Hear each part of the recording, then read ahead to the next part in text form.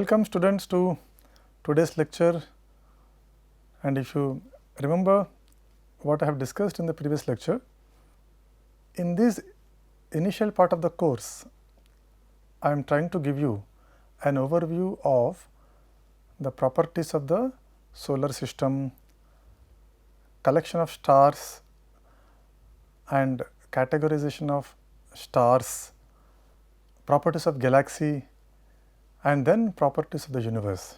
So, after that I have started discussing the general properties which are selected one of the universe. So, as part of a discussion on selected general properties of the universe, which was preceded by the observational astronomy features, I discussed the solar system abundance curve in the previous lecture. What have you understood in the previous lecture? When abundance of elements was studied, it was clear that the elements are available, the abundance of elements has more or less a systematically, there is a systematic trend in the abundance of elements. Initially, most abundant elements, hydrogen, helium, they have huge peaks, and then sudden decrement in the abundances of lithium, beryllium and boron, then the increase in the abundance of carbon, then slowly up to calcium the abundance was decreasing. Then after that you have seen a majestic peak around iron, and after iron the abundance was decreasing more or less continuously. But even after iron, when you have seen the abundance of elements, there were few peaks, and as I have discussed, they correspond to the filling of shells by magic number of neutrons.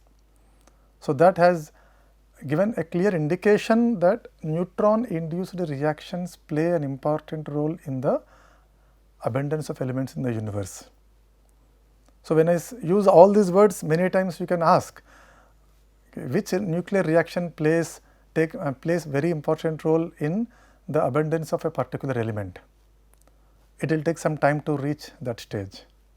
If you remember, I have listed 4 important properties of the universe, and number 1, elemental abundance curve I have discussed in the previous class. Now, with one question related to the solar abundance system, abundance of elements in the solar system, I will move on to the few more properties of the selected properties of the universe. And what is that question? For how long the solar system abundance distribution was operated? Can we come up with some time scale for how long the distribution of elemental abundance in the solar system got operated? How to guess that? This I will address in today's lecture in brief. Then I will provide a few evidences for nucleosynthesis in stars. Evidences for nucleosynthesis in stars. Okay? And after that, if time permits, I will cover some more selected general properties of the universe. Alright. So, this is going to be the gist of today's lecture. In the last lecture, I have fully focused on elemental abundance curve. So, as I said, for how long it could have been operated? How to know that? Can you guess? I am talking about the abundance of elements. The distribution we have seen, initially hydrogen, helium, they are very high. Most abundant elements in the universe, hydrogen and then helium, right? Then comes other elements, isn't it? For how long the solar system abundance distribution was operated? Let me see how we can address this query. All right. You see, it is very clear that the fusion of the fusion of nucleides into heavier species. All right. So, all of you are aware of the basics of nuclear reaction. Though nuclear reactions are of many types, in general within the stars it is a fusion reaction. What is going to happen in what will be happening in the fusion reactions? Two nuclei undergoes fusion, then a heavy nucleus will be formed in general, and then energy is released. So, the kinetic energy released in the nuclear processes becomes the interior source of the radiation emitted from the surface of the stars. So, what is the interior source of the radiation coming from the stars? It is basically nuclear processes, and most of them are nuclear fusion reactions.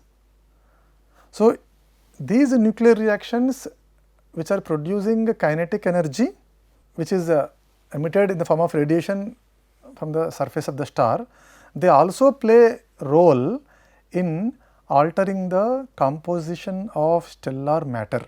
So, here nuclear processes are playing dual role. Number one, they produce energy. So, there is no doubt in the fact that the light emitted from the stars or energy from the stars like sun, it is purely because of the nuclear processes. Now, these nuclear processes, they also alter, they also decide the composition of stellar matter. As part of evolution of the star, there are many evolutionary stages that I will discuss in due course, but for time being, you try to understand what I am trying to convey. During different evolutionary stages of star, there is always a possibility, and it always happens that some part of the star, some mass of the star will be ejected into the space outside the star during certain evolutionary stages of the star. So, the content, the matter, the mass ejected by the star into the space, it constitutes a separate region within the stars, that means mainly outside the star, which we call as interstellar medium. So, in the interstellar medium, when part of the star's content is ejected, what will happen? The presence of part of the star in that interstellar medium, because of the ejection by the star, it will change the chemical composition of the interstellar medium, right. So, there is an alteration in the chemical composition of the interstellar medium. So, you have stars in different places. Between the stars, whatever space is there, in that space one star has ejected some of its part, some of its content, and this content is changing the chemical composition of the interstellar medium.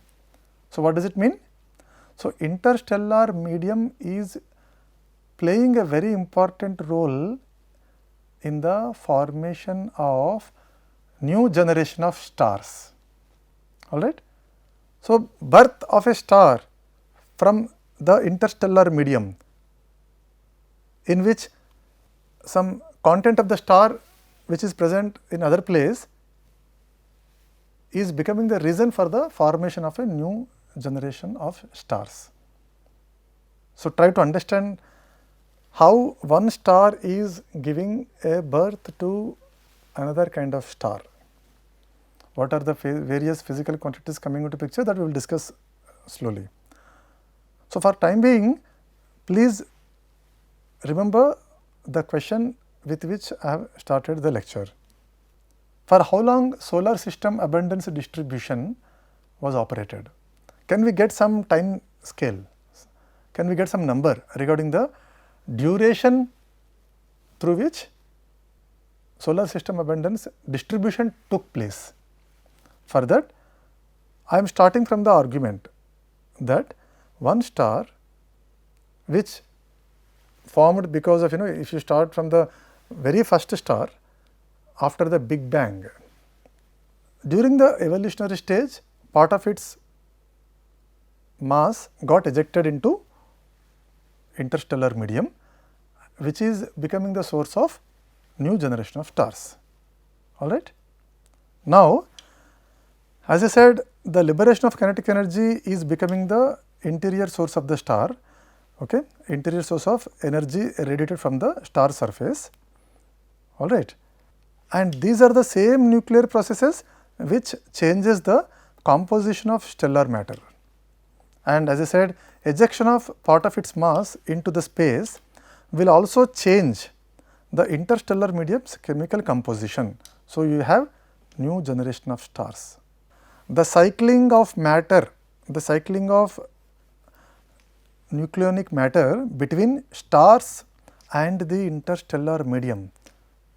I hope you are clear. I mean, I am clear when I say the cycling of matter between stars and interstellar medium, because as I have said, from star the chemical composition of the interstellar medium is getting changed, and that is becoming the birthplace of a new star, and it is happening in a cyclic way. Okay? This cycling of matter between stars and the interstellar medium leads to the existence of countless stars. Now, if this is the case, if number of stars, large number of stars are occurring because of the cycling of matter between the stars and interstellar medium, then it is well known that the age of the galaxy is about 14 giga years, okay, 14 billion years, and if you see the age of the sun, 4.5 billion years or 4.5 giga years, where 1 giga year corresponds to 10 to the power of 9 years. It is very clear that the cycling process operated for almost 10 billion years, the difference between age of the galaxy and age of the sun. Do you think it makes sense? Think about it. The age of the galaxy is about 14 billion years and age of the sun is about 4.5 years, and it is clear that the cycling process occurring between the stars and the interstellar medium, which is becoming the source of another stars. Considering that argument in mind, it is clear that when I ask you for how long the solar system abundance distribution got operated, it is about 10 billion years. I hope you got convinced with this argument. Okay?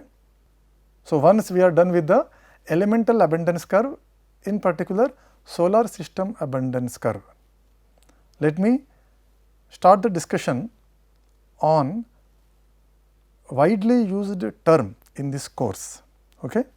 That is nucleosynthesis. Nucleosynthesis, what is it? The process of formation of nucleides because of various processes which is taking place continuously in the universe. Of course, what is the evidence that we will discuss, I will see in today's lecture, some of the important evidences. All right. So, the nucleosynthesis, that means the synthesis of nucleides, the cooking of elements in the universe, can be broadly categorized into 3 types. Number 1, primordial nucleosynthesis, that means immediately after the Big Bang, when quarks and gluons are formed, the interaction between them led to the existence of protons, and these protons and then some electrons, they led to the formation of neutrons. And you know, neutron, when it is in free condition, it is radioactive with 10 minutes half life. So, when neutrons are available, when protons are available, you have helium also. So, the stage up to which helium, hydrogen and helium are formed, we categorize them under primordial nucleosynthesis. Primordial nucleosynthesis. This is the first step in the nucleosynthesis phenomenon. Number 2, energetic particle interactions, cosmic ray interactions, because of the interactions caused by the cosmic rays, which are high energy protons mainly, which are high energy protons, we can see the formation of lithium, beryllium and boron, atomic number 1, atomic number 2, 3, 4, 5. See, the moment we crossed number 2, when we are discussing 3rd and 4th and 5th atomic number elements, the reason is completely different. It is no more primordial nucleosynthesis, it is because of the cosmic ray interactions. More about this we will discuss in future, but initially I am trying to give an overview about the nucleosynthesis, how to categorize it. Okay. Number 3, all elements beyond boron, that is carbon and beyond carbon, which can be considered under the category stellar nucleosynthesis. Stellar nucleosynthesis. So, this paper, the stellar nucleosynthesis, written by Professor J. N. Goswami from Physical Research Laboratory, Ahmedabad, gives you a beautiful idea, information about the nucleosynthesis within the universe. Of course, there are many other papers as well. All right. So, what you have to remember at this stage is stellar nucleosynthesis. I am not discussing much about primordial nucleosynthesis and cosmic ray interactions, which led to the formation of lithium, beryllium and boron. For time being, let me focus on stellar nucleosynthesis. Why? One of the questions which I have started with in today's lecture was, what are the evidences of synthesis of nucleides within the universe? Fine, elements are formed in the universe. What is the guarantee? What is the proof? What is the evidence that it is because of the nuclear process? Do we have any evidence? Yes, we have many evidences, and I am sure you will be really enjoying after knowing these evidences while learning, unless you are aware of those evidences through some internet related material or in some textbooks. But at least I am really excited to share the evidences reported by the researchers regarding the synthesis of nucleides in the universe. Let me start with the first evidence of nucleosynthesis. Fine. The direct evidence of nucleosynthesis in stars. In 1952, Paul Merrill, using a telescope, you can see in the photograph, in Mount Wilson Observatory, Pasadena, California, what he has done? His studies has given some remarkable discovery, okay? And this is the one. In the photographic plate, Paul Merrill has shown the signature of an element technetium, the signature of an element technetium. In this part of the photographic plate, you can see technetium, you can see strontium, you can see calcium, you can see iron, technetium, chromium and technetium, right. So, this spectral line was observed from a star which is known as our Gemini, okay, and this has the radioactive element technetium, radioactive element technetium. Now, if you see this statement with bit less confidence given by the Paul Merrill, that it is really surprising to observe an unstable element in the stars. Of course, you know the difference between stable element and unstable element, right? If you come across any element which is unstable, what will happen?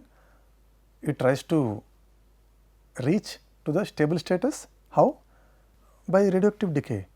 Depending on the nature of the radioactive element, it can undergo via gamma, it can undergo via beta decay, it can undergo via alpha decay or some other decay processes.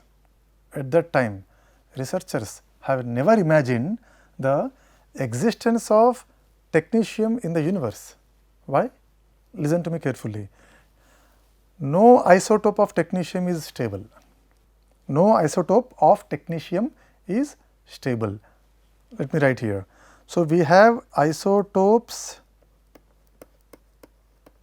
of technetium ranging from say 95, 96, 97, 98, all are unstable. It was quite clear by that time. So, when I give a few statements, you can be a bit confused that how can you give this kind of judgments kind of thing. On one hand, I am saying technetium is unstable. On another hand, I am saying that this spectrum denotes the, confirms the existence of technetium based on the spectral line recorded from the light emitted by a star, that is Gemini. So, how people know that technetium has no stable isotope. Remember, by that time periodic table came up with most of the elements, and one of them was technetium. And using other experimental techniques, each and every element came into picture in terms of knowledge system, and all these elements, how they were formed within the Earth's crust, that was the area people were thinking of. But as I said, while giving the historical background of the nuclear astrophysics, which is the union of nuclear and astrophysics, that what could be the source of energy from the sun. See, with that question, this field has emerged.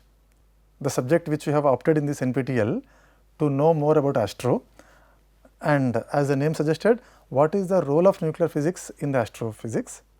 Okay. So, the question with which this whole subject emerged was, what is the source of energy from the sun? And people came up with different arguments, as I said, though now it appears that I am deviating from the present topic. I will come back to the actual topic very soon. Okay. So, it was clear that hydrogen and helium could be the most abundant elements in the stars. That was clear from the other observations, like recording the spectral lines when light is falling on some photographic plates, or when you develop the image of the photographic plate, you measure the emission spectrum and absorption spectrum. So, when people started recording the emission and absorption spectrum, suddenly Paul Mendel observed that this is indeed signature from only technetium. How we can say that it is only from technetium? Because the gamma ray corresponding to the technetium unstable nucleus is nothing but the wavelength observed in this spectral line diagram. All right. So, how it is possible to obtain see the unstable element? Because if it is unstable, things would have been within the star when unstable elements are formed. See, remember, unstable elements are not formed in the stars. It is not like that. Unstable elements are indeed formed in the stars, but heavy elements are formed or not, that was the doubtful.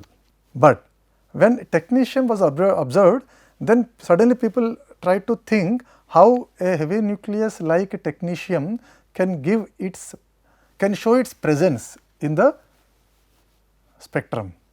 Some more information, let me share with you. Okay. So, the discovery of spectral lines from the element technetium, mass number 99 and atomic number 43. The half life is 2.11 lakh years. Technetium 99 ka half life 2.11 lakh years. So, what? If technetium can give its signature even after 2.11 lakh years, that means it was formed before 2.11 lakh years. That means elemental abundance, or when I say nucleosynthesis, it is still happening. And if you see the cosmological scale, billion years, and compared to this technetium half life, which was observed not million or billions ago, it was just 70 years back. What it conveys? The discovery of technetium line whose half life is 2.11 lakh years means, so very recently this technetium was formed. When you compare to this cosmological scale of billion years, it is only 2 lakh years. So, when we can observe technetium now, which was formed before 2.11 lakh years, it means the synthesis of technetium is happening continuously. So, this is one of the remarkable evidence for the nucleosynthesis in stars, which is happening continuously for the last billions of years. Let me share some more information about this technetium. Okay. See, technetium 97, if it is formed, okay, it can always decay to molybdenum 97, because as I said already, listen to me carefully, no isotope of technetium is stable. So, including technetium 97, which is having about 4 million years half life, it is decaying to some kind of element, it is decaying to molybdenum 97. the decay is happening. Not only that, if it is technetium-98, its half-life is also 4 million years, which is higher than the technetium-99 half-life, right. It can decay to ruthenium-98. So, one can see that the decay of technetium to molybdenum or ruthenium, if we can detect them now, what is the, what makes us to think that technetium was formed immediately after the Big Bang only, but not now. So, they cannot be left from the Big Bang which happened billions of years ago. I repeat, when we are able to detect the technetium using the telescopes, now how we can say that they left from the Big Bang billions of years ago. Okay. So, it can decay either to ruthenium or it can either decay to molybdenum, fine. And this is a reference. I strongly suggest you to go through the paper written by J.A. Johnson, published in the journal Science in the year 2019. So, you can see it is a very recent paper, okay. And these photographs were taken from this website, theconversation.com, all right. So, as I said, all of the technetium isotopes are unstable, and longest lived isotope technetium-98, as I said, as I discussed in the previous slide, about 4 million years. Now, when compared with the cosmological time scales 10 to the power of 10 years, we can always say confidently that technetium is produced recently. Let me take liberty to share with you something which is not directly linked with the nuclear astrophysics, but something else. I will not take much time. See, in technetium one can observe an isotope called as technetium-99 metastable state. So, what is a metastable state? Metastable state is a excited level whose half-life is more than several seconds. What is so special about it? I believe you are aware that the energy levels of any nucleus, they are in discrete. Of course, after certain stage they will be continuum, but above the ground state you have first excited state, second excited state, third, fourth, fifth, like that, right. And when transition occurs from one state to another state, it occurs within nano, micro or femto and picoseconds. But there are a few nuclear excited levels whose half-life is in seconds. Sometimes you may see isomers of hours and days, maybe some isomeric states with years. So, this technetium-99 has a peculiar state called as 99 metastable state, whose half-life is about 6 hours. Okay? That is the reason why this technetium is used in the diagnostic purposes across the world, most commonly used medical radioisotope in the world. Why? Because this emits 140 keV gamma ray, 140 keV gamma ray. What is so special about it? It is not very much different from the X-rays, right? All of you know the X-ray diagnostic equipment. So, in place of X-rays, one can use the technetium-99 metastable state, and whose half-life is only 6 hours. So, after a few days, it will not be having any impact on the human body. So, health wise no issue at all, fine. And how this technetium-99 metastable state is used or produced in the medical facilities across the world? See, you know the fission of uranium, in +2 you have been taught fission of uranium. It gives you a lot of fission fragments. One of the fission fragments is molybdenum-99, and this molybdenum-99 it decays to technetium-99, okay. And the molybdenum-99 has half-life of 2.75 days.